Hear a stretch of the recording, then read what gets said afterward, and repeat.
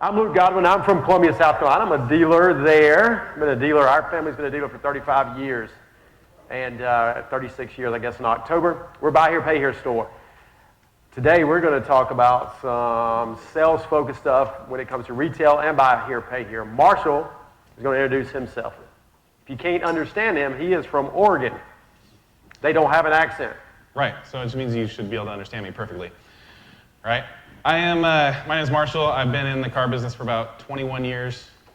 We own a company called Premium Motor Company. We have 2 locations. We have full sales, we have service, we have auto body, even wholesale. I think that pretty much encompasses everything we do. We try to do everything soup to nuts. When it comes to a car, I don't like to sublet anything. Soup to nuts, huh? Soup to nuts. Okay. That's a regular term that regular people know. And we employ probably right now about 78 employees between our 2 locations. So, has anybody had any problem employing people this year? Anybody had any problems getting employees, all that good stuff? Hold on, wait a second. What? I just need to pause for just a second. Okay. Because this is this class is going to be a participatory class, and we're going to go step 1. If I have a question, what do you do? I would love to answer. Thank you. Okay? If you have a question, you just answer it. So if I ask a question, I want you to participate nice and loud like this young lady did here. If you guys, if I ask a question, I say, hey, how many of you are dealers in here? What would you think you would need to do? Raise your hand. Okay, what does a good hand raise look like? There we go. Okay, yes. They're allowed, Marshall. Yes, thank you. If somebody was like, hey, would you like to collect $1 million? The first person to raise their hand, you guys would.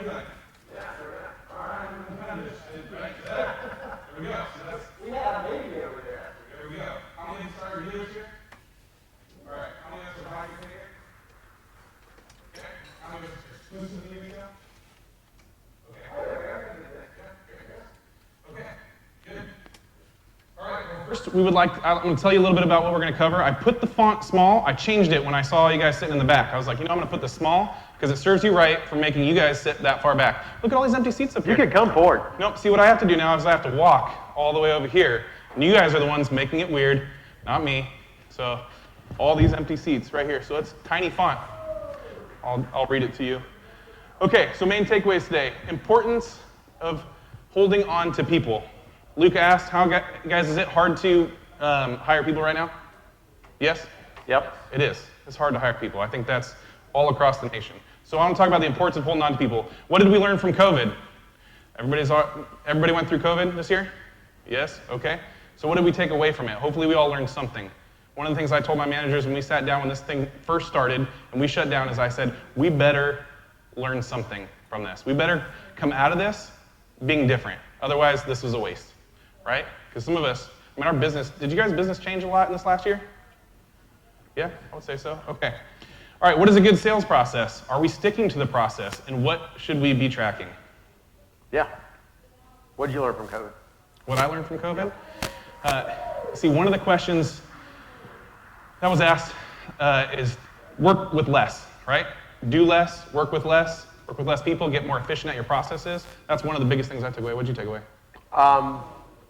Was my process broke? How can I fix it? Anybody else learn anything from COVID that you thought was like really good, that you came out of it? Stimulus money is good. Stimulus money, keep it coming, bankrupt our country. Yep, keep it coming. It helps. Yeah. Anybody else? What else did you take away from, sorry, am I not allowed to say that? What'd you say? I said bankrupt our country, keep handing out stimulus. Oh, yeah, that's okay. Okay. Get all your inventory ready to be wholesale. Even if you're trying to retail it, other dealers are going to buy it at retail price half the time. Always have your inventory ready. Right? Get your inventory ready. We're definitely going to cover that one. Sure. Yeah, I love that. Is it hard to buy inventory or pretty easy right now? Hard, easy. Hard? Hard? Okay, all right, good, we'll talk about that. And then, yeah, what should we be tracking? Let's go right into it. Bloop, bloop. Invest in your people. Okay, guys, if it's hard to find people, wouldn't you want to keep the ones you have? How many of you guys want to keep the ones you have? Everybody, good. I hope. Well, it's got a lot of people want to fire a lot of people, don't we? That's not unusual. Yeah. Okay, I know, because without our employees, sometimes we're like, oh, life would be easier for us. Without it's our not, employees, I promise. We don't get any sales, yeah. Right? I mean, without your employees, you wouldn't be able to be here. How many of you guys have employees back in the store right now? Whose dealership is still open right now while you're here? Is everybody's? Some of you's? Okay. That's because of employees, right? Yeah, what does investing in your people look like to you? Give me an example of what investing in your people looks like. Luke? Training them all the time and letting them take more responsibility. Always be training. I know, but he saw the slides earlier. That's why he was able to answer them man. that way. Yeah, always be training your people is a great one. Always train. I mean, training sends a message of investment, right?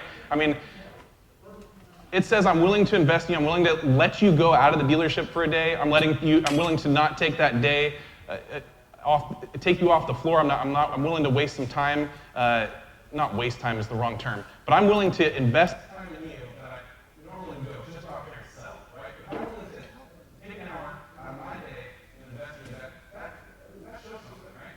What about if I send them here to a class, we send them to another training class? That sends a message, right? Training is huge.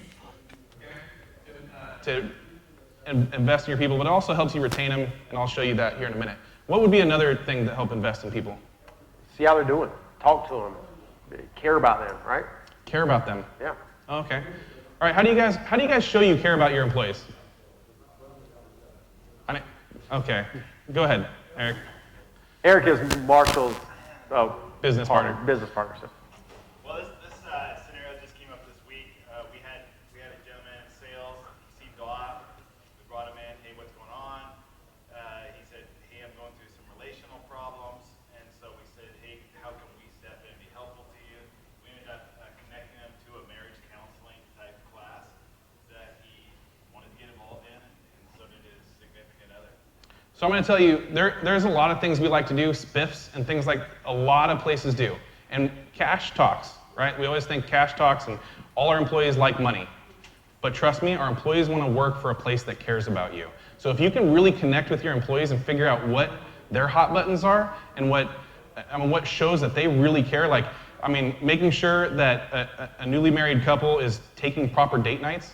Maybe one of your employees who just had a kid, you get them a babysitter. I mean, anything like that you go is especially catered to that person. Luke, you do anything like that? For sure. And during COVID, it was even bigger. Because during COVID, you had to worry about if somebody got sick, if a family member got sick. Can they work at home a couple days a week? It's all these things that you do that really show you care to your employees. Taking them to movies, giving them a pass to go see movies because the new Disney movie's coming out and they have 4 kids and say, here's a pass to AMC, go have a good time, right? Yeah. Listen, a $100 bill goes somewhere. $100 bill in your paycheck gets disappeared in taxes. Yep. Okay. $100 spent on a gift that gets them somewhere that they can say, hey, you're taking somebody out to dinner. Oh, my boss is paying for this, right? That is something that goes a long way. Hand them the credit card. I do that all the time. Oh, do you? I do. Yeah, but great. I do set a limit on what they can spend. True story, funny story. First time Isaac had a hat trick at the office one day, and I said, man, you did such a great job. Take your then girlfriend to dinner, and gave him the Amex card, right? Mm-hmm. Have fun. And he bought a new girlfriend? I did. That would have been funny. No. I did not give him a price limit. You know how much the bill was? Let's say $150. I probably would have spent $1,000. It was $220. That's nice of him. Yeah, I was like, where did you go? I went to Ruth's Chris. Of course you did. What did you think was going to happen? They're like, you know what? Luke is being nice. Let me go to Subway. I mean, come on. I should have said 120, right? Maybe 150, maybe? It doesn't matter. I think the fact that you did that and didn't put a set limit on it probably means a lot to him. It did. So it's the nicest dinner he and his wife. You guys got to find out ways to invest in your people and connect with them. Because in this day and age, like just normal pay plans and just offering them money isn't going to work. It's not going to create the retention of, I want to work for this guy and I want to work for this company. So you got to, the competition is going to be poaching you. If you can't find people, guess what they're going to do? They're going to go to your people. Yep. Oh, I forgot to point it over here. Maybe. All right. Let's talk about the benefits of training. 1, trained employees have fewer questions. Trained employees ask better, more interesting questions. Trained employees know how to use a clicker. It's all up now. Trained employees learn more efficiently. Trained employees are happier and more confident and protect your liabilities. Listen, How many of you guys have a process for your dealership? Raise your hand on what you do. Process for your dealership. Good. Can I pick on somebody? What is it? What's your process for your dealership? Just give me it over, like really simple. Like if you're going to train me right now, just give me a quick outline of what your process is to sell a car.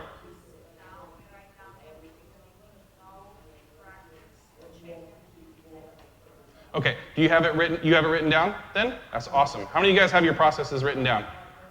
Sales process. Sales process written down? Those. What you have an outline though?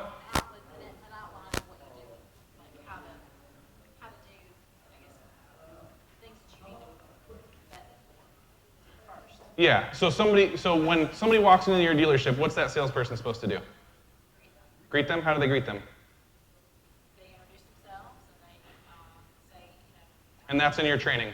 That's in your outline. it is, yes. Good. Does everybody say the exact same thing? No, they don't always say the same thing. They say it their own way. Okay. You say, Luke, do you have a training? Yeah. You do? Where is it? You're out looking at shopping today, aren't you? Yes. Yes, thank you. And then we move into You're moving into what? move into qualifying and seeing why they're here and all that. You don't just look at them and try to qualify them? No, not at all. Why? Don't broom anybody. You guys sometimes can tell if you can qualify somebody just by looking at them, right? Your salespeople do it. Yeah. If that's not in your training plan, I mean, it definitely shouldn't be. But if you don't tell them what to do, they're going to do their own thing. Trust me. One of the biggest things we learned during COVID, and I'm going to do a few of these here in a second with Luke. One of the biggest things we learned in COVID, we do a pretty rigorous initial sales training when somebody comes on board. Ours is thick. Our training's thick, but if you just start with a basic outline that I'll go to here in a second, we were really rigorous with this. We'd hire a salesperson, they get a month-long training before they're live and hit the floor. Well, all of a sudden COVID hit, we had to unfortunately lay off a few people, and then we reopened, we hired them back. Some people didn't want to come back because they got paid more to stay home. So then all of a sudden we're trying to get new people, right? Well, we get new people and really we're just like, you guys ever been in a situation where you just need a warm body? You just need somebody, and all of a sudden you're like, I can't even get an applicant, but at least they have a driver's license. So you hire them, and some of them don't even have a driver's license, but you're like, that's fine, you can breathe, so please sit in this chair. And all you do is when that person comes in, say something to them, please. I don't even have time to tell you what to say, just, do it, right? I mean, we all get in that boat. And that's essentially, now I'm definitely exaggerating, but that's a little bit of what we got into. We're like, oh my gosh, we have so many leads coming in. How many of you guys had more leads coming in during COVID than you did pre-COVID? Or after COVID, I should say, wherever. You guys start getting more leads? Did it get a little bit busier in the car business? All of a sudden people wanted cars, right? I get the stimulus money. All of a sudden you're like, whoa, why do people want cars? Oh no, I need some people. I need some salespeople. I don't have time to train them. That's exactly what happened to us. And you know what happened with those employees that we hired that we didn't give this training to? They didn't last. They didn't last. You know what happened to us? We had all of our people, but because of COVID, we quit training. So guess who we have now? Nobody. Nobody. So training is important not only to when you get new employees, but it's also Keep to consistent with it. keep the same thing going with your current employees, then they don't really go anywhere. You do have to keep training consistent, and I'll explain that here in a minute, but the biggest thing, if I didn't start them off right, we were doing once a week training, they were so lost, didn't know what to do. I mean, they were picking up parts of it, so they would know what to say. But one of the, you ever have this word track and that people use in your dealership, and you're like, where did you get that from? Like, all of a sudden they start learning car lingo that you're like, oh, that's it, that's a lay down, and there's like no way I can get that person bought. Like, they start using all this car terminology that you're like, they're not gonna understand that. We have a credit union direct lending. You guys know what that is? Credit union direct lending? Cuddle. Everybody knows what cuddle is, right? Okay. Yeah, you called it cuddle. Everybody knows what cuddle is, okay? But the first time you're talking to a customer and you're like, hey, yeah, okay, well, let's see if I can get you financed. We're gonna go ahead and cuddle. We're gonna send you over to cuddle. Listen, in my area, if you say that, I mean, it doesn't matter who you're talking to, they're like, I'm ready to cuddle right now, right? Like, that's weird. Hey, that's where I'm from, Portland. So that's the kind of terminology we start using if we don't train our people to cuddle. It's credit union direct lending. That sends a lot bigger message to a customer that says we partner with a bunch of credit unions than cuddle. So using the correct terminology is huge. Maybe you do cuddle with your customers, you don't know? It all depends on what kind of discount they want.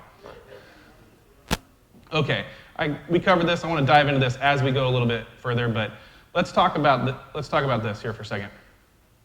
If we don't have something printed when they start, and I don't care if it's a one piece of paper that looks something like this, okay? If you don't have that, whoops, don't go too far ahead, then you don't have anything to train on, okay? If we have nothing to train on, how the heck are we training? If we are not training, how is our sales staff getting any better? Do you guys want them to get better? Do you guys want your sales staff to get better? Stay the same? Get better? Okay, the only way they're going to get better is if you can train them. But if you have nothing to train on, they're not getting better. If they don't get any better, how will they succeed? And if they're not succeeding, why the heck would they stay with you? Hey, can we ask a quick question here? Yeah. Who in here actually trains with their sales staff weekly, monthly, anything? What do you guys do? Every Friday morning? Who does it? Mike? That's you? It's great. Both of you? Do you ever miss it? Did you miss it during COVID, or did you guys stay through? No, we kept on through COVID. You did? Nice. Nice. That's great. How many of you guys train once a month? Who is not training? Don't be bashful. Yep. Well, there's got to be some people that are training and not training. No, it's a definition of training. Okay. All of us are training, okay? Good So or bad? let me clarify that, because we're all training. They're watching our behavior, okay? When Luke walks around his lot, and if he's walking around without a notepad, he's training his newest person to walk around without a notepad, okay? So we're all training, it's just how we're training. And you guys, us, dealers, we're the worst at it because we have everything up in our head. Everything is in our head, and we go, we know what to say, we know what to do, but we just don't know how to get that extracted out on. Even Luke and I were talking yesterday, and I'm like, asking him some questions. I mean, he's walking me around his lot. So he's been in my dealership for 2 days, and if you've never had another dealer come into your dealership, especially people who are good friends and do train a lot and do these type things, it's like being in jail for 2 days because he's pointing out every possible thing that is wrong at my dealership. Y'all ever had that happen? First of all, I didn't point that out. I asked questions. You pointed it out to me. He did. He asked questions of me, and then I realized what I was doing wrong. Yeah, he's telling me about this car and that car and this car. I said, who knows this? Like, if you were sick today or not here, I said, who would know it? Nobody. Nobody. Because it's in his, and it's an amazing amount of stuff in his head. And it's as simple as, why is that car parked there? Well, it shouldn't be parked there. It should be parked there. Well, who knows that? Why should it Well, be? I know that. Well, do you have a diagram of your parking lot where to park cars? Well, yeah, we do. Was anybody using it? Well, it doesn't look like they're using it right now. It's as simple as that. It's everything. Train everything, right? Okay, here's the other thing with that. You guys have a process. How many of you guys put in a process, a dang good one, and then, I don't know, for some odd reason, it stopped getting followed? Nobody used it for some reason. So It was a nobody good used it for some process, reason. Yeah, why? Because we are amazing at holding people accountable to that, right? We're like, I don't know, they're not following, I don't know why. Because you know what? Sales covers sins, right? It's a universal thing. Sales covers sins. So if they're not doing a process, they're not turning in their nightly emails. Like my sales guys have to turn in a nightly email to their sales manager. My sales managers have to turn a nightly email to their GSM. My GSM reports something to me once a week. If they don't do that once a week, guess what happens? I don't care because they sold enough cars, right? I don't care. Depends on, if we're at our goal, I don't care. I 100% care. I'm just saying this is our general mentality, okay? If they don't do it at my dealership, it affects their paycheck. So it's great that they sold cars, and I want to high-five them, and I want to be super excited because I don't want to be demotivating. But hey, listen, we had an agreement at the beginning of the month. This is what you would be reporting to me, and you didn't report it to me. So good job selling 7 cars on a Saturday. That was awesome. We get them real pumped up, but you still got to send the email. That's the process. You guys got to get good at holding people accountable so these don't go by, and then all of a sudden you're like, oh, I had let's rewrite that process. Why are you rewriting stuff that you already have? The other thing that can happen, and I bet this happens to you too, you have a bunch of processes, but where the heck are they?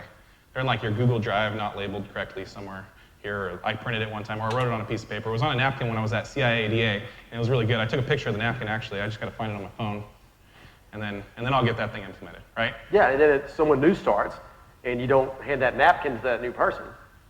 And the old person wasn't following the process. Now everything's gone, right? Right. Okay. Yeah? Yeah? Okay. All right, let's get to it. I'm going to give you guys an easy sales process. How many of you guys have seen this process before? Raise your hand if you've seen this process before. Anybody? One person. Good. 2 people. There we go. All right. Now I'm going to talk about this process, a little bit of how we do it at our dealership. Luke will talk a little bit about how he does it at his dealership. Then I want to talk about how we do it on COVID. And then how many of you guys have built up an online business that's a little bit different than before? Did COVID change your online presence? Did COVID allow you to sell more cars indirectly, virtually? Virtually? Raise your hand, everybody. Okay. I Yeah? think so. Okay. If I go through this, because guys, this class is for you. It's not for me and Luke, okay? This class is definitely for you. We learn a lot while doing it, 100%. But if you're like, hey, that doesn't make sense to me, please raise your hand and don't be shy, and we'll power through that, okay? All right, so, whoops, here we go, point this thing. All right, first step number 1 at our dealership is a meet and greet, and then we investigate, and then this is Luke's step, qualify. We'll talk about that here just in a second. And then we do a test drive, we close, and we negotiate, and then we deliver a car. All right, we have a few more step starts. This is the basics that I think you should have. Okay? What does a meet and greet look like at your dealership? You said, what did you say yours was? Yeah, go ahead and give it to me as if I'm walking in.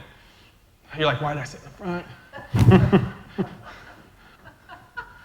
Hi, my name's Julie. How can I help you? I'm just looking, Julie. You know what? You should ask. Yeah, I shouldn't ask because I'm not a salesperson. That's totally fine. That's fine. All right. Oh, I bet Patrick knows. Pick on Yeah, Patrick. that's what I was going to do. Okay. Patrick, if I came into your dealership, pretend I'm a customer just walking in the door, what would you say to me? Welcome to the Auto Finders. My name is Patrick. What's your name? My name's Marshall. I'm just kicking around tires here. Just kind of thought I'd see what you have at your dealership, if that's cool. Yeah. Thank you. I haven't been in before. Yeah, so I just like take a look around if that's cool. Yeah, dude, that was awesome, Patrick. He got me to the next step. So first of all, I tried to say just looking. I play a little bit more of a difficult customer because, I mean, most of our customers don't say just looking, right? Every single one of them, right? Okay. Just looking. So the first thing we got to do is eliminate that just looking one.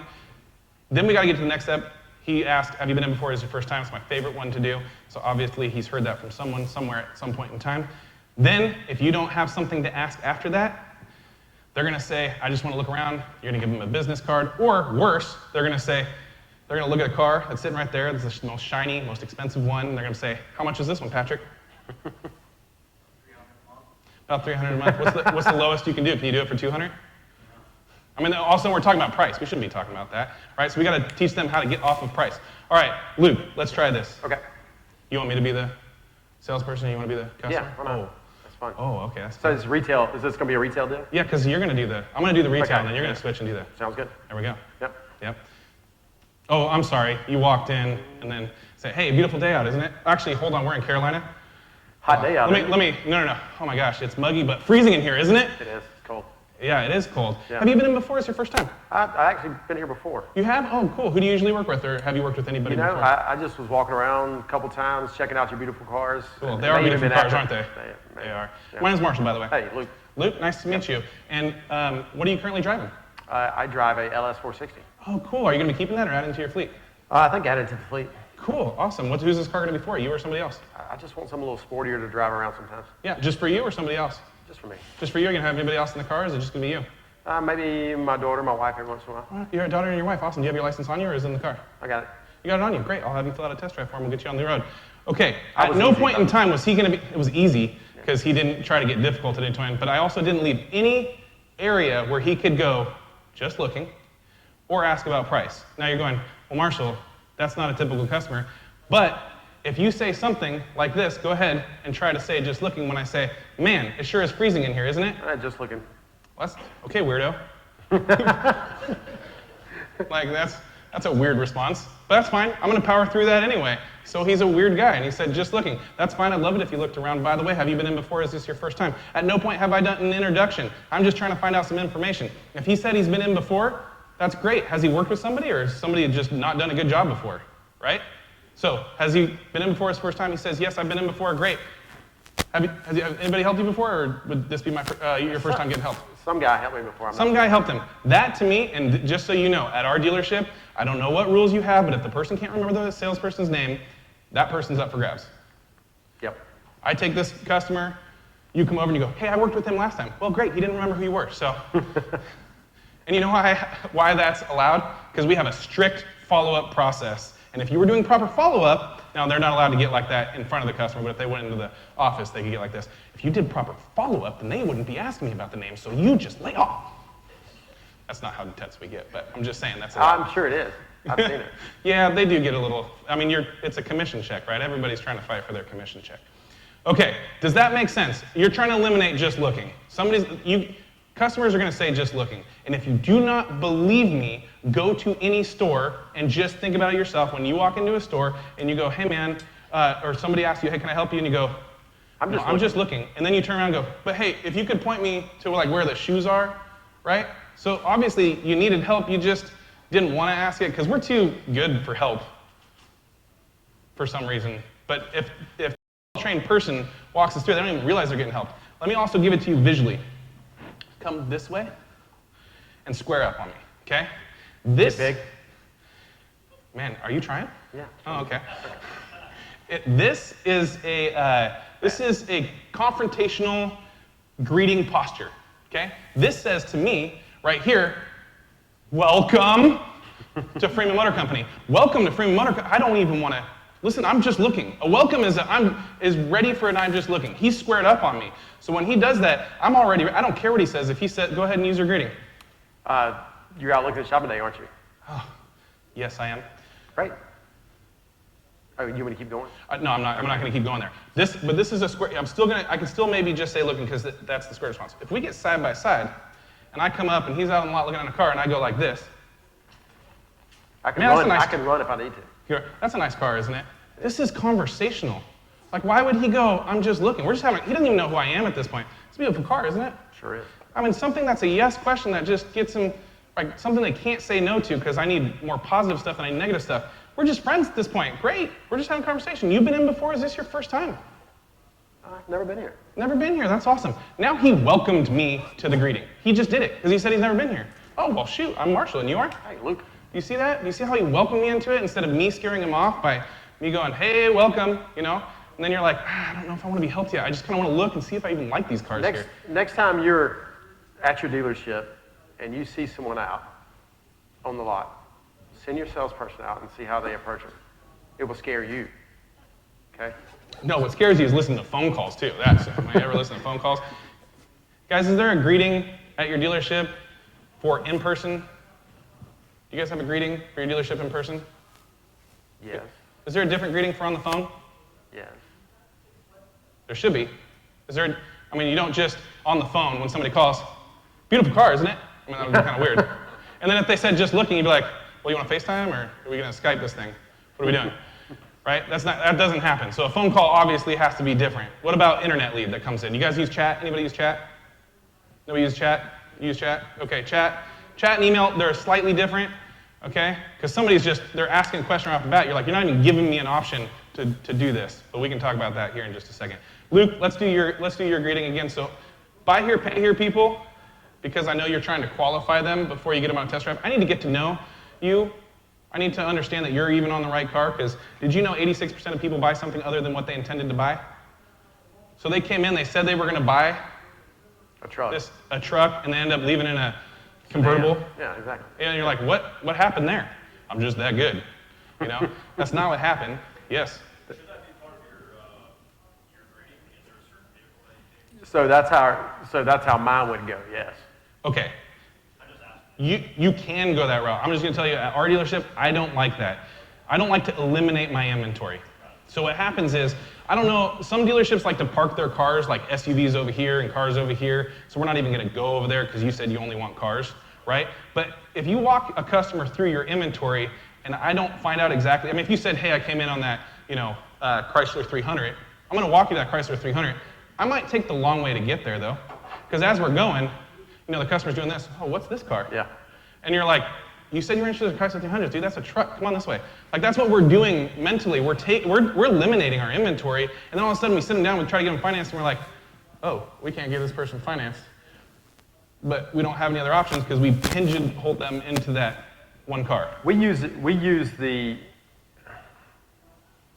Well, I was trying to think. Should we go through it real quick? You can, You can yeah. see. Okay. Hey, you all looking at shopping day, aren't you? Yes, I am. Great. I'm Luke Godwin.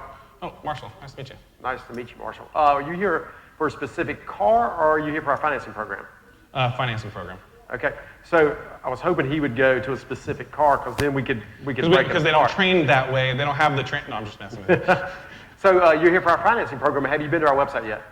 No. You haven't. Okay. So you Can I hadn't- go the other way though? Can we Sure. show the other way? Yeah. 'Cause I don't- Okay. go ahead. So are and you go. here for a specific car? Or are you here for our financing program? I'm here because I saw that Chevy truck you had on the front line. Well, wonderful. Or would you use our financing, or do you have yours already set up? Oh, you guys do financing? We do. Oh, that's awesome. Yeah, I'd love to look into that. So just because someone decided that they were here for a specific vehicle and not our specific financing doesn't mean they're not a buy here, pay here customer either, right? So a customer can be there for a specific vehicle, but also be interested in our financing. Again, though, we don't pigeonhole them to a specific vehicle, but we know that they came in on a specific vehicle, which means they probably already to our website. They may tell us differently, but we know that. When you guys get, there's three types of questions that you can ask, that you should ask. There's all these yes type of questions, right? Like, it's a beautiful car, isn't it? It's ones that trigger yes responses, things that make you get your head on your, It's hot outside today. it's hot outside, isn't it? Sure is cloudy, sure is raining. We just use raining because it's raining all the time. Or it's sure nice to be inside, isn't it? Okay, that's a yes question. Then they have open-ended questions like, you know, how many people are in your, who, what, where, when, why, and how, right? How many people are in your family? What do you like to do for fun? What do you currently drive? Those are what get people talking. Those are good conversationalists. Women tend to be better than men at this, so if you want to learn any of it, just listen to your wife for once, and then you'll hear a little bit more of it, okay? What aren't open-ended question is, are you married? Oh, just You killed the killer. conversation. Boom. Right? And our salespeople, if they don't know the right questions, that's what they're going to ask, because they're thinking, okay, wait, I got to make sure I put the right car in here. You told me to investigate. You told me to build some rapport, so I'm going to investigate. Like, do you like to go on vacation? No, I'm too busy. I work. Okay. So a thing here in the Carolinas during football season, a lot of people walk around with jerseys on or hats on. Right? You can always talk about their football team, and people usually give that up real easy. You know, it's oh yeah, you're a Clemson fan, right? Yeah, that was great. How about that game last weekend? You know, you can go there, or you can be the antagonist and say, yeah, I'm a Gamecock fan. Y'all suck. It still gets conversation started. It does, and if you don't practice these, so what we do is we make our guys write some of these open-ended questions, and I make them practice with me, and I'm like, that's a terrible one, never say that. Like, you know, are you married is not an open one, but that's just leading to a bad thing, right? Like, No, do I you have any just got kids? divorced No, last I week. can't. Right, right. My wife ran off with my dog. Do you have any took my kids? No, I truck. can't have kids. I've been trying for years. I mean, it's just like, oh crap, I don't know what I got into. Okay? So Real bad. make sure you ask the right questions. If you want to know how many people are in the car, you saw I use a lot of or questions, which are different. Those are just designed to control where I want to go. Right? Have you been in before, or is this your first time? I just need to know if he's been in before, or is this his first time. If I just say, have you been in before, he could say no. I need to know one of those two things, right? So a lot of times I supply an answer. I ask the question, I supply an answer. That's a big one for me, right? But open-ended, if you can get good investigative ones, back pocket, write this down, give this to your sales staff. Every single one of them knows it. And if Patrick would have done this next, we would have got off the price question. So you said, have you been in before? Is it your first time? And I said, I haven't been in before. And then he said, great. And I said, how much is that car? And if he would just address the price, and he goes, it's a little over 15 grand. And then he would say something like, by the way, what do you currently drive? You don't want the customer controlling the conversation, because if he just stops like he did, I'm going to say, well, what's the best you can do on the price? He's going, well, I mean, we're trying to keep the payments around, you know, it's probably like a $300 a month, depending on what you do. I mean, how much money do you have down? Then we're getting into a negotiation at that point. I need to make sure they're interested in the car. So if he can just address it again and then go, by the way, what do you currently drive? Why do I like what you currently drive? Takes us off of price. It takes us off of price, but also what does it tell me? How many people he may have in his family. I mean, is he trading that thing in? I mean, all of a sudden, I have so many questions I want to know. How many times does a salesperson come to you with a pencil or say, hey, what can we do on this car? And you're like, you negotiate with them, and then later you find out there's a trade. You're like, oh, dude, like that's pertinent. Like, yes. We got a question. One of the things too, when I qualify is driving, and that kind of guides you on where you need to be. If you're driving Ford Focus, you're not putting a $60,000 truck. What if they won the lottery yesterday? That's true. I'm just saying, but it gives you a process to kind of figure out. 100%. Yes, you've got, like, what's making you go from if you said that, what's making you go from a Ford Focus to a truck? And they would say, well, you know what, I got a better job. Yeah. Like, I just got promoted. I finally, I need to haul stuff. Why do you need to haul stuff? What do you do for a living? Yeah. It's a great, so The other back pocket one, what do you do for a living? What do you do for work? It's gonna be pertinent, I'm probably sure you ask that one all the time. This is one you can ask anytime somebody gets you off of normal negotiation, wants to ask about price. At any point in time, you just be like, oh, I don't know, this car's like 15 grand or it's $200 a month. By the way, where do you work? Change the subject as quickly as Get possible. them open up and start talking. Because if not, you're jumping way ahead in the process, right? Correct. That's the reason we don't want to do that. So it's very important to get your sales team to ask open-ended questions, but you got to give them much open-ended questions. They'll come up with some pretty dumb ones. You know, in general, people are payment shoppers or down payment shoppers, correct? I mean, for the most part. So it really doesn't matter how much that car costs. Now, if they've got in their mind that they want to negotiate off that price, that's one thing. But the talk price to start with is just kind of a waste of all of our time. Yeah. Especially if they can't afford it anyway. I mean, and most people have like these stupid commercials in their head where they're like $0 down, $299 a month. $199 a month. Yeah, they're like, I don't know, I want to be around 200. And you're like, well, clearly you don't know math, so Right. that's not going to work. Okay, at any dealership, you should have a meet and greet of any sort. It's just a way you introduce yourself and how you introduce the dealership. You should have some sort of investigation which should involve open-ended questions. If you didn't write those two down, again, they are what do you currently drive and what do you do for work? Those will open up. What do you like to do for fun? If you're like, well, I'm trying to find out how many people in your family, that's why I want to ask if they have kids, then just say, how many people are in your family? Not if they have kids. Yes. If I want to know if this is for him or somebody else, that's a super important one. If you want to write down two really important or questions, is this going to be for you or somebody else? Why is that an important one? Because it's possible. Decision maker? Yeah, possible who you're going to buy for. Yeah, you're like, okay, well, I just got to bring my wife down here because it's going to be for her, right? Why am I showing him a car if it's for his wife, right? Well, I mean, it's just changing what I'm doing. I'm going to try to get that wife down here. Do I need you to drive the car to her? Do we need to make an appointment? Is she like on vacation for 3.5 weeks? Do we need to FaceTime? Like, what do we got to do? Like that, a different line of questioning is going to happen so I can get you, right? Yep. Then, also, this is what I like to do, because if I investigate, I'm like, okay, what do you do for work? Is this going to be for you or somebody else? You said, oh, it's going to be for me, and I said, oh, that's awesome. Or if he says this, it's for my wife, and I say, oh, okay, great. Is it going to be a surprise, or is she going to be in on the decision? Right? And then he goes, oh, it's a surprise. Then we get down to negotiation, and he goes, well, I really got to check with my wife. And I go, you said it was a surprise. Why are you ruining the surprise? Either you're a liar, or you just don't like you don't like me. Surprise. Right? Yeah. Hard than like a real surprise. Here's a good one. If you want to get like or questions at the end, and you want to find out why somebody didn't buy the car, here's a great one. Okay, I totally understand you want to go home and think about it. What is it you want to go home and think about? Is it the color, the equipment, the price, me, something I said? Like, get a reason why. How many people have you got a sales guy come up to you and they go, oh, they left. Well, why'd they leave? They got to think about it. Cool. What are they thinking about? Like, what is it? Can we overcome it? Well, he's got to show his wife. Well, where's his wife? She's at work. When's she get off?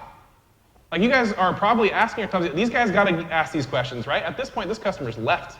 How many times have any of you had a customer that was going to get their down payment or going to get their money? Has anybody ever had that and the customer never showed back up? Nobody's ever had that? Everybody's always had that happen, right? We taught him. So what you can do is, you know what you should do? You should drive your new car to the bank and put them on a test drive back to the bank. They got to come back, right? Or they stole your car. So if they go, well, actually, I'll just drive my car, then you really probably need to investigate some more because they're probably not coming back. Always have something in the back of your mind because if they are leaving to think about it, they're probably not coming back normally. Yeah, get creative. And with our new salespeople, we say this. I don't love this because this is very new car-esque, but we tell all new salespeople, a customer can't leave until they talk to a manager. And I know you're like, I don't like that. But you know why we do that? Because that employee is not trained enough. And it's not because he said things wrong. He just doesn't know all his tools in the tool belt. And so if somebody comes up and they say, well, I'm going to go think about it. We're going to go to lunch, and he doesn't know what to do because he hasn't ran into that situation yet. Manager comes out and says, oh, great, you're going to lunch. I just wanted to say hello before you left. But you're welcome to take this car to lunch if you want to. And that's what a manager can do. And that newbie salesperson can't. And once that person leaves, I mean, you pay a lot for that lead, right? I mean, that's A lot. all right. Oops, I keep pointing to as if it's over there. How has online changed our business? Here, I gotta move to that. How has online changed our business? Guys, we track this. How many of you guys track this? Yeah. I have a question for you. On your test drives, when you're doing the sales process, do you limit the miles the customer go on a test drive, and do you limit the time that the person can have that vehicle out? I think there needs to be a designated route. I think we both agree on that. And you should set expectations. Always have your sales staff ask, how long are you going to be gone? You know, because some people may live an hour away. So I want to take it to my mechanic an hour away, but they may not tell you that. So I think setting expectations is number one. But the first test drive should be a specific route that you encourage your salespeople, or if your salespeople are not riding, give them a handout. Say, hey, here's the route we suggest you go on. So it takes about 15 minutes. If you want to fix it, like, because you don't have time to do any of this other stuff, you think, just keep low gas in the car. They won't go very far. That's another good. Yes. So I'm a believer you go on the test drive because I am not, but there's different thought processes. Yeah, well, let me see if I can get I don't think there's a right or wrong answer there either. There is. You're supposed to go on test drives. You do it because of, yeah, go ahead. Yeah. You do it because when a customer goes on a test drive, they hear things that you don't hear. And I mean, spare tires are loose in the back. You got those little locking lug bolts every once in a while, or somebody left something in the trunk or in the glove box. Somebody didn't tighten up the dealer tag and it's and they're like, it's making the engine's knocking. Like, yeah. No, it's not. It was just like a spare tire, or the license plate in the back. You can overcome what that is, but if they just come back and say it made a terrible noise, your sales guy's like, we gotta get this to service, it's making a terrible noise. Yeah. Right? And then all of a sudden you're wasting time too, but you can't close that customer. The other thing is, I mean, our closing, if I get this right, our closing happens on the test drive. So we're on a test drive. One, we have them fill out a test drive form that says test drive will be 10 to 15 minutes. Okay? So if they do go out on their own, it's written there. They don't always follow it though. I mean, and we're not going to call the cops because they took it for an hour. You said 10 to 15 minutes. Like, we don't do that, but they at least some acknowledgement, right? But our closing happens on the test drive. We're driving this car, and we have a specific route that they go on. So they have trigger marks that when they get to it, they ask specific questions. We have them show the service department. We make sure we pull it up into a place where it'll utilize the backup camera, because there are different types of backup cameras now. There are non-functioning ones, non-existent ones. There are surround view cameras that I think are just like mandatory now. I just love surround view. That sells a car to me. I go, oh my gosh, it's like a helicopter sitting on top of my car. I can just see where to go. It's awesome. That's so rich people problems. You want to display all the features. Some of these features are, did you know, how many of you guys have cars that have heads-up display? Okay, if you wear polarized sunglasses, that heads-up display does not always show up. So if you're on a test drive and you're trying to tell somebody, oh, I forgot to show you the heads-up display, I noticed you're wearing sunglasses, you want to pull those down, you can see that, right? I mean, you want to be able to demonstrate the features that made the price the way it is. And if you're not on that test drive, it's hard to do. Also, we start our closing, so when we're starting to come to our trigger point, we're asking some questions. Well, it really sounds like you like this car. It sure does drive great, doesn't it? Yes. Yeah. Oh, man. And this heads-up display sure is cool, isn't it? And you know what? The safety features really are going to keep your daughter safe, won't they? Man, and I bet this is going to look so cool in your driveway, isn't it? You want to? Wow. She's an easy customer. And your neighbors sure will be jealous, won't they? Yeah, well, man. Sounds like we found the right car for you. Okay, this is as we're pulling in. Do you want something? Do you want some coffee, or I'll get you a bottle of water while we write up the paperwork? And by the way, is this going in your name, or? Well, no, I wouldn't ask that. You can ask one or two of those. And she goes, well, and by the way, we're in the car, trapped. Can't be like, I'm going to think about it and walking away. You're in the car, right? It's like, I don't. Like, I don't know if I'm ready to do this deal. Oh, okay. Well, what's holding you back? Is it, the color? You really like the equipment. You said your daughter really likes it. What's holding you back? These aren't. I know some of you guys are like, those are salesy. What are you doing? Does that sound salesy? Sounds aggressive? What I just did sound aggressive? You were like too pushy? Yeah. And you know what? So you go ahead and roll with me then. It sounds like we found the right car. Do you want to like register this? Would it just be in your name or somebody else's name? You're not sure yet. Totally get it. You want to think about it. Yeah, I get it. It's a big decision. Am I right? Yeah. And I wouldn't want to rush you in that decision. Just so I know, though, what are you thinking about? It just sounds a little too fast. Yeah, a little too fast, huh? Totally, and I don't want to move you too fast. So listen, I don't care if that's an answer, because some people, like you, definitely want to disarm them. But here's what I don't want to do. I don't want to get all the way to the desk, start negotiating, and then her go, okay, I'm going to take this piece of paper and go think about it, so I can go over here to Luke and go, hey, this is what this dealership will give me, or show it to my husband, and then he's like, I can get a better deal for that. I'll show you where. We'll take this to CarMax and they'll match it. Right? I just want to, I want to negotiate when I know you're closed on the car. So if you're like, if you said, well, what's your best price at that point? And I would say, you know what, sounds like you want to think about it, make sure this is the right car for you. Why don't you go ahead and think about it, we'll follow up with you tomorrow. Does in the morning or afternoon work for you? Except if And I'm just gonna, yeah. And I'm gonna get permission from her to call her. Does that make sense? COVID. Could not go on test drives in our state. Okay, I can't get in the car with somebody. That eliminates that. That was a major problem with us. One of our major things in the greeting is smiling, right? Nobody wants to go, hey, welcome. Hey, it's a nice day out, isn't it? Right? No, that's not how you do it. It's hey, it's a beautiful day out, isn't it? Like, you should be popping. It's smiling. When you wear a mask, you can't see the smiling. We couldn't go on test drives. We had to adjust this process, but you know what a lot of us did, and we did for a quick minute, is throw this whole process out the window. And they go, well, we just can't do it. And that's what our sales staff did, and we said, oh, no. We still need to do it, we need to figure it out. So this right here where it says test drive, you can just put /demo. I need to at least demo the car. Let me show you the features and the benefits of it. And then after that, after I show you all the features and benefits of the car, let me go ahead and get you a test drive map so you know where to go. Because I hate it. We have a road that they all go in, and I tell them, you're going to come back and you're going to tell me it pulls to the right, because every time on this road it pulls to the right. So please get off a different road so you can see what it does. You want to be able to address those ahead of time. You're going to tell me if you come back and you hear a noise, let's try to identify that noise. It could be something that's loose in the back. You want to try to overcome those objections. Does that make sense? I forgot somebody asked a question. We went off on that one. I know, sorry. That was good. Okay, online. What is the goal of an online lead? Get them in the store? Anybody else? There's got to be some more answers. I mean, if a sales guy gets an online lead, what do you tell him the goal is? Sell the car? Okay.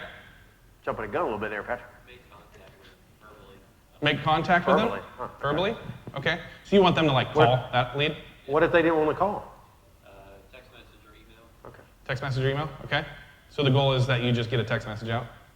Yeah, that you have two-way conversation with them somehow, through something. There you go. That's probably the best answer. It's closest to what I want, at least. Listen, there are so many people shooting out web leads right now. Just shooting them out. And you're like, dude, these people just ghosted me. They're not responding to me. Why are they not responding to me? Your main goal, first goal, ultimate goal, Patrick, you want to sell them a car, okay? But your first goal is to create engagement. If you're telling every salesperson, hey, on these online leads, I just need you to sell a car, that's what they're going to try to do. When can I get you in here? Can you come in later? Can you come in right now? It's an awesome car, it's a great deal. And then they start, well, I'll come in, but I just want to know your best price before I come in. I don't want to waste both your and my time, right? So what's the best price you can do before I come in? I just need engagement. So our process, I don't care what your process is, you just make sure it's written down and your guys know it, and it's practiced. It doesn't matter who you message. The first goal is, the first question is, well, are you from in town or out of town? That's the first thing I get to them. I'm just trying to create engagement. And then when they reply to that, then I know how I'm handling the web lead too. Is this an out-of-state sale? Because maybe I am trying to sell them the car. Maybe I don't want them to come in the store that day. Especially if it's like a chat and they're like, is this still available? It's the worst. Let me check on that.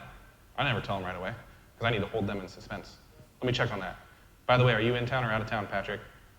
And then he has to go, oh, they're checking on it. And then if he says he's out of town, well, I'm going to try to sell it to him. I'm going to try to at that point, I'm going to try to sell a phone call. I'm not going to try to sell an appointment because he's not coming in. I need to get him on the phone so I can FaceTime him and show him the car so I can actually sell an out-of-state person. If you're in town, then what am I trying to sell? Car financing or appointment. Trying to sell an appointment. Yep. When can you come in? Is it this morning or this afternoon? If you can't come in this morning or this afternoon, is it tomorrow or the weekend? Saturday or Sunday work better for you? They're like Sunday, you're like, dang, we're closed. In COVID, we had a problem with that because we didn't want to sell the appointment, correct? Because we wanted our doors shut. We wanted to handle how people were coming in. So we went from selling the appointment to selling the application. And we're buy here, pay here. So I wanted to make sure we had the customer approved before we got them to the store to buy the car. So this can all, it's a fluid process that can change very quickly. It shouldn't be much different than your meet and greet. But Yeah, it should be a different word track, correct? Yeah, that whole sale process that you have, you should have one for the phone and you should have one for online. They're different. And chat and email are a little bit different because I can't go back and forth on an email. Like, is this for you or somebody else? Wait for that thing to come back, and then like 2 days later, you're like, oh, it's for you. Okay, you just can't, it's not realistic, right? So in email, my goal on an email is to sell a chat or a phone call. My goal in a chat or a phone call is to sell an appointment. But my ultimate goal is to create engagement because I can't do anything unless I have them responding back to me. And if they say, is this available? And you go, yeah, it is. Or you have that automated thing that says, it is, check out all our other inventory, this is really great, here's the Carfax, here's all the information you need to go shop us, right? If that's what you have, that's not much engagement. Yeah. We get more engagement from chat than we do email. Do you see that? We get a ton of engagement through chat. I want to chat. I don't even want to call people. Airlines, whatever I'm on, I'm like, can I just chat with a service rep? I mean, that's the world we're living in. I want to chat. Who has chat on their website currently? Everybody? Most people? I don't even know. Huh? No? You do? Okay. Through most third-party vendors, you can get chat. And chat, you can actually install, which we do. We install the Facebook chat on our website. You can put a widget on there. And it works great. Does that go through your CRM? No, it goes through my, through my Facebook page. Attached to my website. It would be great if I could get it into my CRM. Ours goes through our CRM, Okay. But you can also put the hours that you're closed. So if you're worried about, do I got to be on 24/7? An automated response will go on after a certain amount of time because we don't have a BDC or something like that. There's free ways to have chat, and if you don't have it, it's a super easy engagement tool that you should probably have on your website. It is, but I would encourage you, if you get chat, you need to set up a process. Otherwise, your responses are going to be, I handle all our is chats. this available? Yes. And then I don't even like that. I don't like that Luke said that because you handle our chat. Who's chatting with them right now? Nobody. Right. Yeah. So that is the worst person to have on chat because he's not available. You're going to put the wrong person on it. Even a salesperson, they're like, well, I got to go help that customer. Chat is tough. My manager monitors chat because a sales guy, if he's on it and then he has to go help a customer, well, you don't go, I'll be with you in a minute. I'm really engaged in this sale. And they're like, you're just on a computer. You're playing Dungeons and Dragons. I don't know. I didn't have an open chat right now, so that's good. How would you even know? Because it comes from everything you have is closed. That's true. Okay. Let's do real quickly because I don't want to leave this part out. Is identify the problem. A lot of things happened in COVID. Sales went slow, then got busy, then I can't get inventory, and now I may not have enough salespeople. What is going on in my dealership? Do I want to sell more cars or less cars, or do I just want to stay the same? How many of you guys, this is a legitimate question, maybe you're at the goals that you need to be. How many of you guys want to sell more cars? More. Okay, what is the problem for you selling more cars right now? What is it? Having the inventory. Inventory. Okay. Okay, who else? Does anybody else have a problem besides inventory? Brian, what you got? Yeah, inventory. Inventory too. How do you know that's the problem? Yeah. Are you counting your leads? Okay.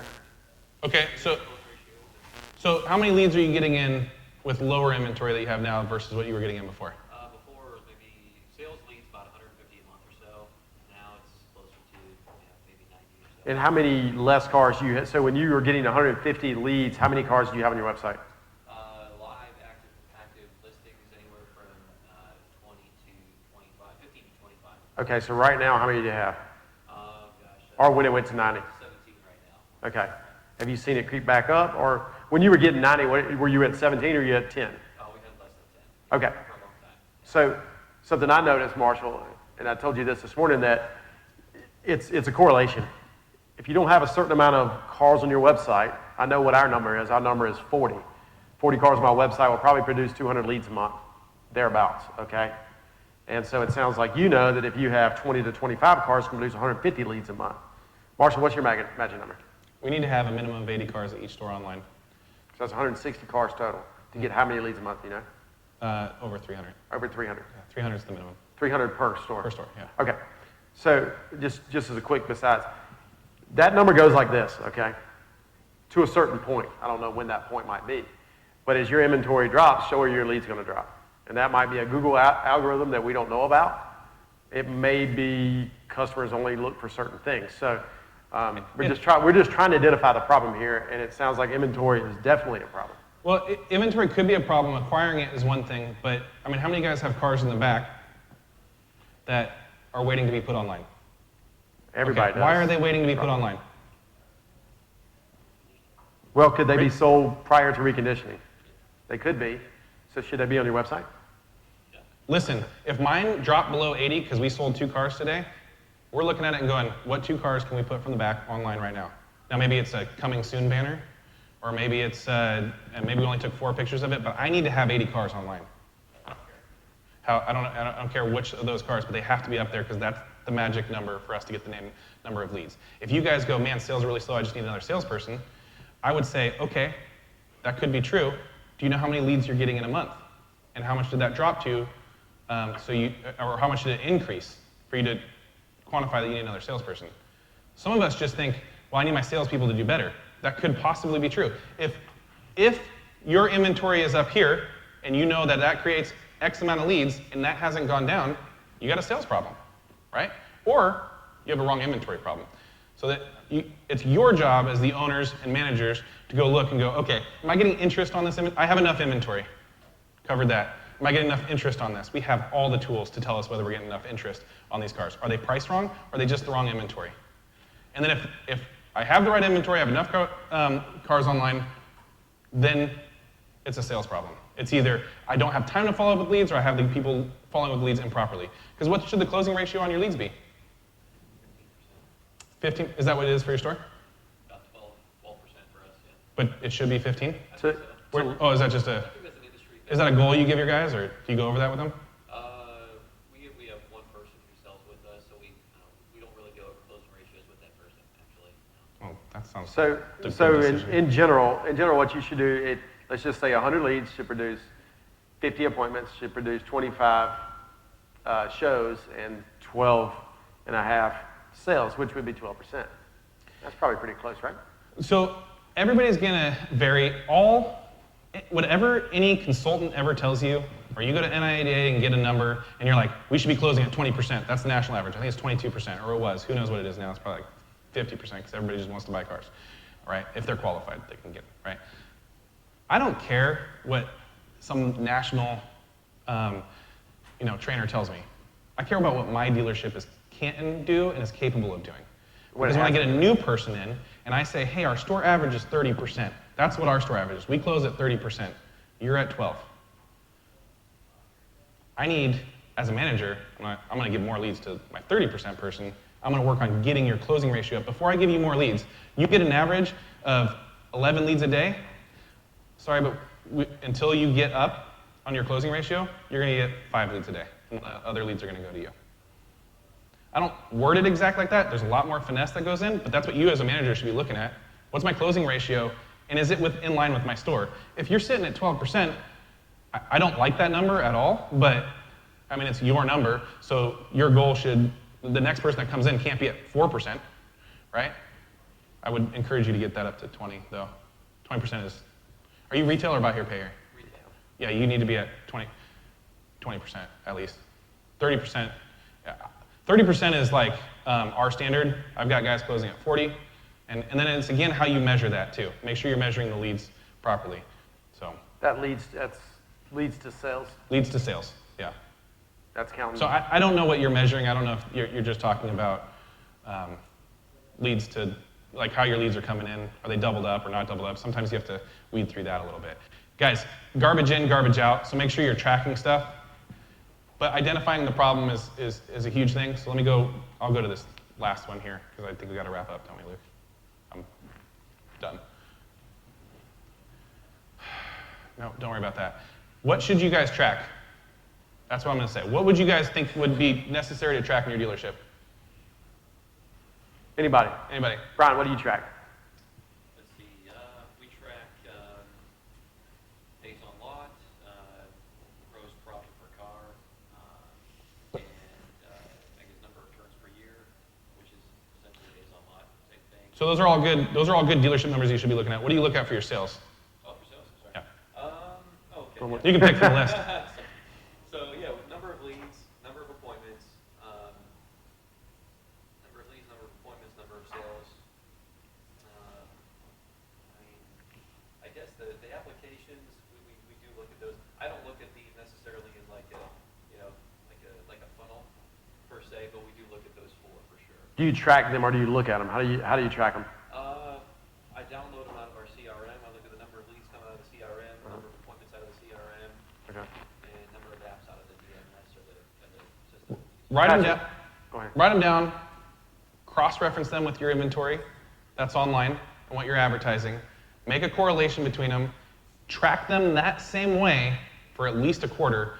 Don't do this. What some people do is they start tracking. They're like, oh, I tracked differently in May than I did in July, because don't do that. Okay, just track the same way, because no matter what you do, there's going to be some inaccuracies. There's always inaccuracies, so you just account for those and just track them the same way so you know what to do with them. And you've got to correlate them somehow, and because you need to give this to your sales team. This is one thing I do with our sales team. When a sales guy comes in and he goes, I just can't get to more sales, and I go, what do we? Well, I don't know, do better, man. Like what are you doing? It's my job to say, hey, listen, well, I've noticed you've gone on 50 test drives, which isn't a lot. You got on 50 test drives, you sold 20 cars. I mean, our closing ratio on test drives is 50%. You should have sold 25. So we got to work on whatever you're doing on your test drives. There's something wrong there. Or are they even going on their test drives? I mean, you can learn that real quick. If they don't have any test drives up there, you're like, well, here's a problem. You don't get out of your desk. You Right? can see, and you can also, if your salespeople are tracking these things for you, you'll see that some people may be fudging their numbers, especially when you start looking at this. So you need to make sure you're tracking them as well, and not just your salespeople. Guys, when I meet with our sales team, don't use their numbers against them. They will give you crap numbers. Okay? Use it to help them get better. I need you to track this so I can figure out where you need more training. But if I throw it in their face and say, well, if you don't get that up to 20%, you're fired. I mean, I don't know. It's not helping them. During COVID, I had this salesperson who was having a problem closing deals. And we looked, and both salespeople were getting the same exact amount of leads. They were getting the same amount of applications, and he was conditioning a lot of applications. So, and the other salesperson was approving a lot of applications. So I said, you know what I need to do? I need to dig through his conditions. Well, he was grading them a lot harder than everybody else. So what we found is we went back through his applications, showed him where he was going wrong. Well, all of a sudden his approval rate goes up and his sales go up. So there's a reason to make sure you track these things and go back and figure out why it's happening, not just that it is happening.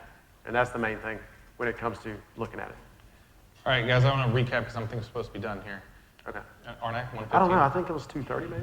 Go still I'm trying to 2:30? figure that out. Well, Hey, I got to chat. We got- You want to chat real quick? We got 10 minutes. So let me just recap a few things, and then you guys can ask some questions. One, guys, we have to retain our people, right? Right? Because we don't want to go looking for new ones. It's not easy. And it costs us a lot. Anytime you lose a salesperson, and then you get a customer, you're like, so-and-so said they were going to do this. And you're like, well, they're not here anymore. So like that always creates heat somehow. Oh, so 2:45. it goes till 2:45? That's what it says. Oh, that's phenomenal. Unless they're bored. Are you guys bored? I can stop. Yeah. Do some jumping jacks. They sound like they were doing cartwheels over there. Well, yeah, it's good. Then I'll go back to something else. You've got to do training, because otherwise you guys don't know what they're doing. And if you don't have it written down outside of your head, and you know what? We just keep getting better. The second you write something down, you write a simple process, then you come to another training, you're like, oh, I got to add that. And then I got to add that. And you keep refining it, and all of a sudden you've got a manual that's like 45 pages long, and you've got this great, when somebody comes on, you're like, here's what you do. We're going to work through this book together. It's phenomenal. It's awesome. I think ours is like 70 pages, but it like outlines everything, like what you do and how you take a deposit and all that stuff. But it didn't start at 70 pages. It started 10 years ago with one page. That little road to the sale thing. So how many of you guys have a road to the sale? Okay, it's a good start. How many of you guys have more than a road to the sale page? Yeah? What else do you have? Like what to do in all those situations? It's good. Yeah. How many pages is it?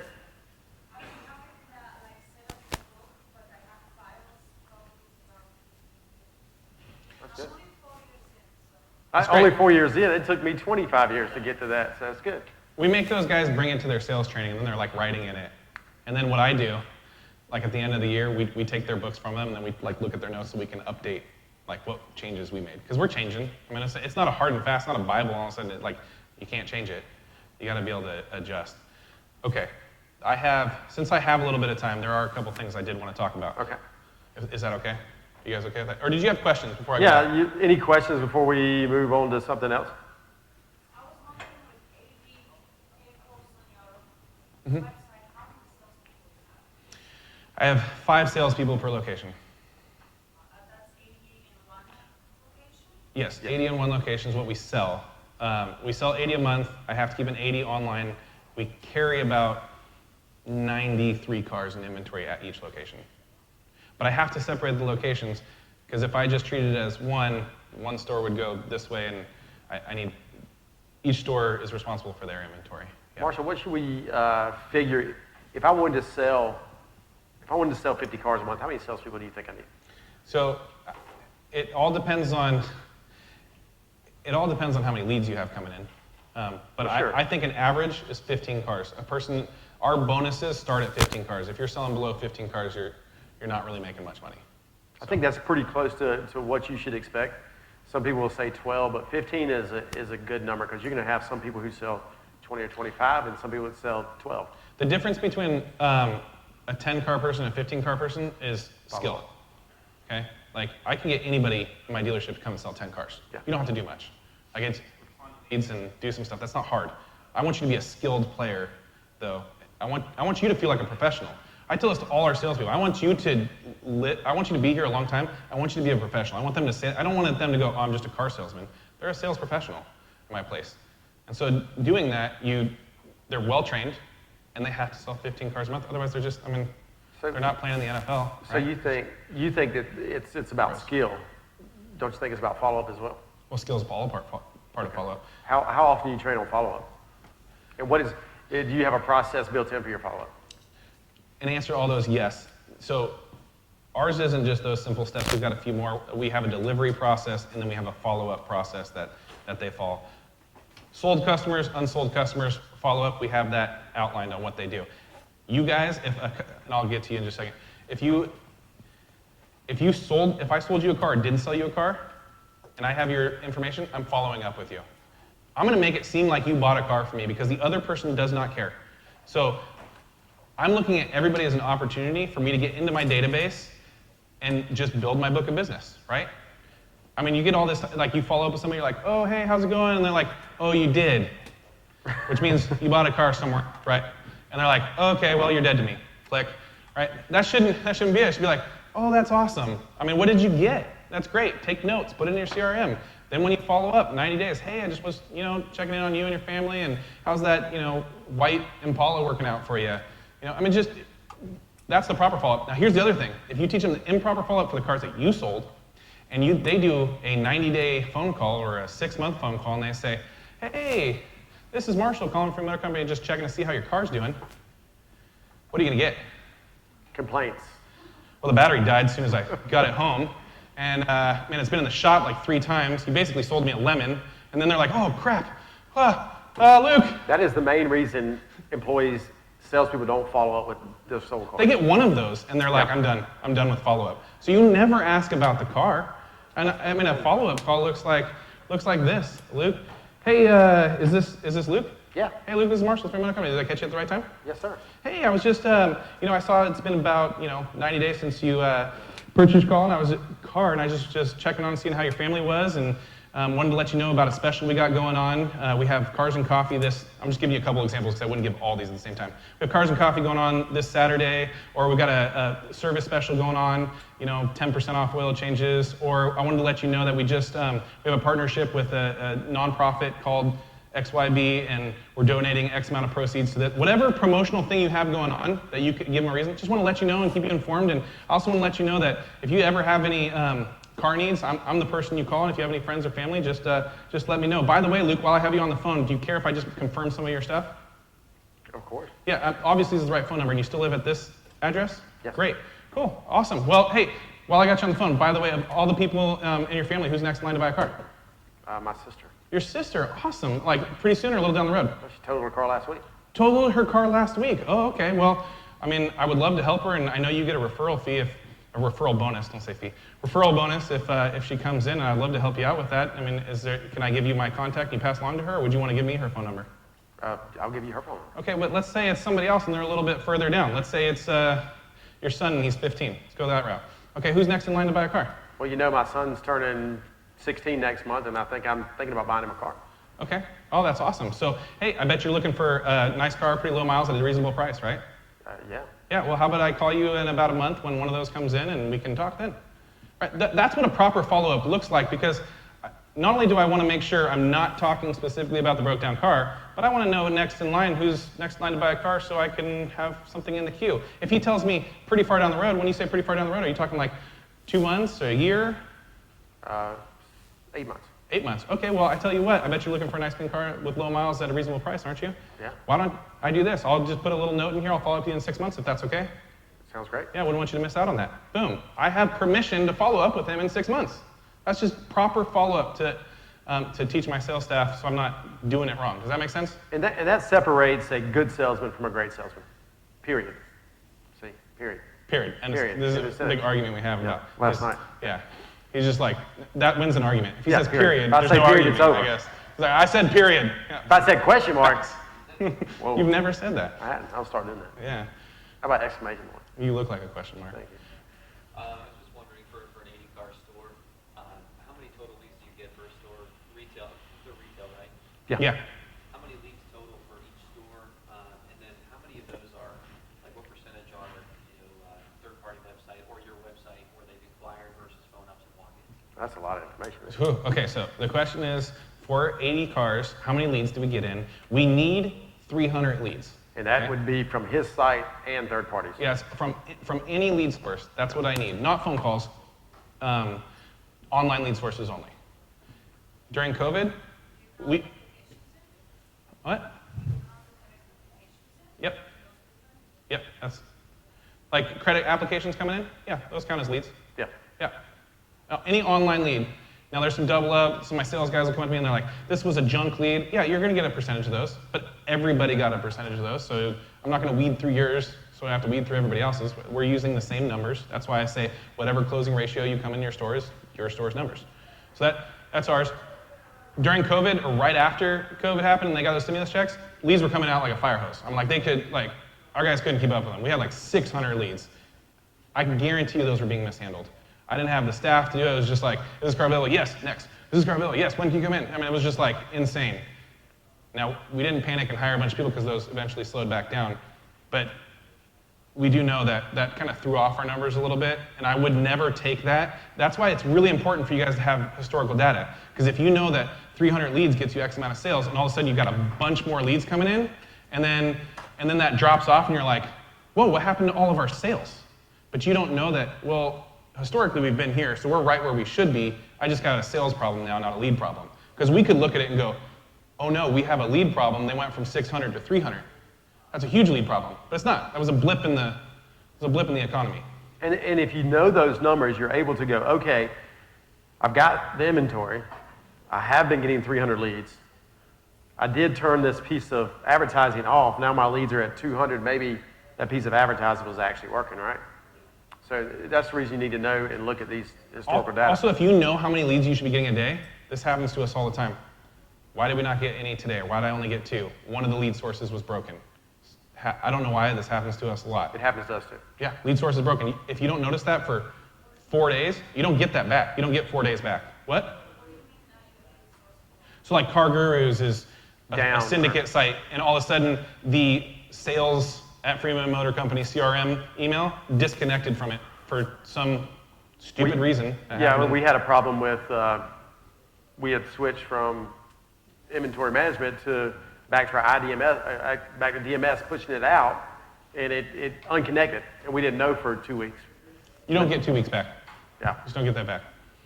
So, And in our store, buy here, pay here is going to be probably a little different, but it takes 200 leads to get, what I tell you, 100 applications. So about 50% there. And then we're going to approve probably 50% of those applications, and then we're going to deliver about 84% of those done. So, you know, if we get 200 leads, we could typically sell 40 cars or thereabouts. you guys got to know those numbers. Like, that is super important that he knows that number. Because then he knows, okay, why am I not getting applications? Well, The application might be broken on my website, and I may not know that. I might be making it too hard for a customer to submit an application. These are all things that you got to figure out on your side.